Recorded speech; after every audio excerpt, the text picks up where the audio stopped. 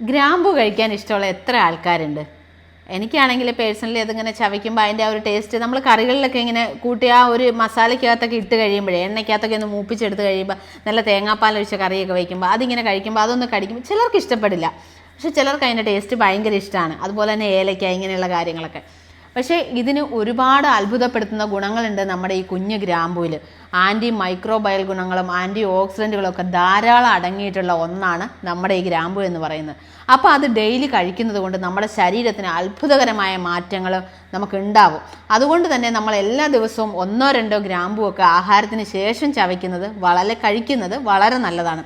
കാരണം നമ്മുടെ ദഹനം മെച്ചപ്പെടുത്താനും നമ്മുടെ ഷുഗറുകാർക്കും എല്ലാവർക്കും ഹൃദയാരോഗ്യം മെച്ചപ്പെടുത്താനും ഒക്കെ ഒരുപാട് ഗുണങ്ങൾ അടങ്ങിയിട്ടുള്ള ഒന്നാണ് നമ്മുടെ ഗ്രാമ്പു എന്ന് പറയുന്നത്.